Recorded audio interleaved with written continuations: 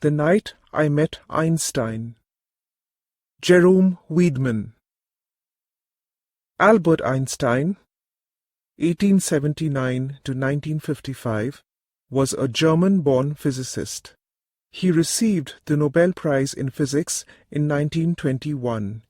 He is known for his great intellectual achievements and originality. Now let's read about the day the narrator met Einstein. When I was a young man, I was invited to dine at the house of a very rich and powerful businessman. After a wonderful dinner, our hostess took us to a large drawing room. Chairs were being arranged. "I'm arranging the chairs for a concert," our hostess said. "We are going to listen to a very good pianist." Though everyone else was very happy, I was not. I did not understand classical music. I thought I was tone deaf. I sat down so that I would not be impolite and waited for the concert to begin. I did not pay attention to the music after it began. After a while, I heard everyone clapping. So I realized that the piece was over.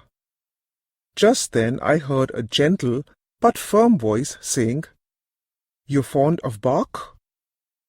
I knew as much about Bach as I did about nuclear physics. I was going to say something ordinary so that I could get out of the situation.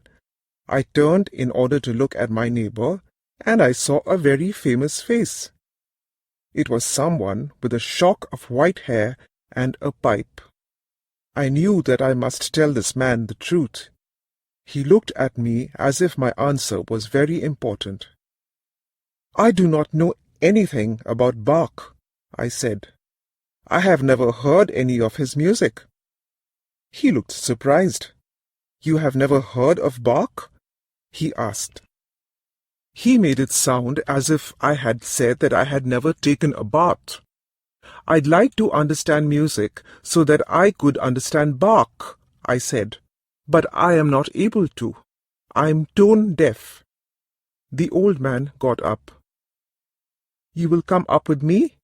he asked. I just remained seated. "I'm requesting you to come with me," he said again. So I went up with him.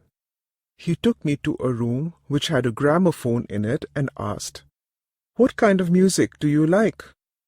"Well," I answered, "I like songs that have words and the kind of music where I can follow the tune." He smiled and nodded, obviously pleased. "You can give me an example, perhaps?" I told him I liked anything by Bing Crosby. At once, I could hear Bing Crosby's voice filling the room. "Now can you please tell me what you just heard?" he said. The simplest answer seemed to be to sing the lines. So I sang it back to him. He smiled. "You're not tone deaf," he said. I told him this was one of my favorite songs, something I had heard hundreds of times. So it did not really prove anything. "Nonsense," said Einstein. "It proves everything. Do you remember your first arithmetic lesson in school? Suppose, at your very first contact with numbers, your teacher had ordered you to work out a problem in, say, long division or fractions. Could you have done it? No, of course not. Exactly. It's like learning maths. You have to learn addition and subtraction in order to do multiplication and division. Now I'm playing something a little more advanced." It was The Trumpeter by John McCormack. "Sing that back," he ordered. And we went on from one level to a higher level until he was playing just music without words. I was amazed that this great man was paying complete attention to me so that I could learn something new. It was as if I was the most important person in his world.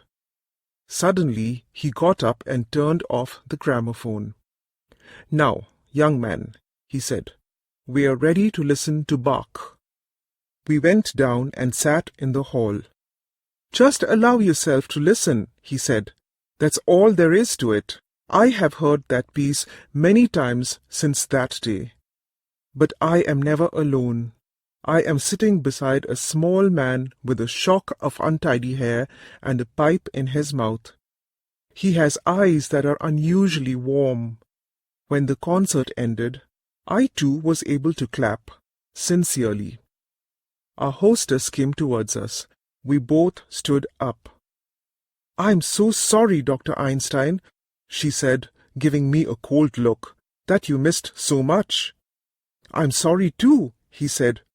"My young friend here and I, however, were engaged in the greatest activity of which a human being is capable." She looked puzzled. "Really?" she said. "And what is that?" Einstein smiled and put his arm across my shoulders. "Opening up the frontiers of beauty."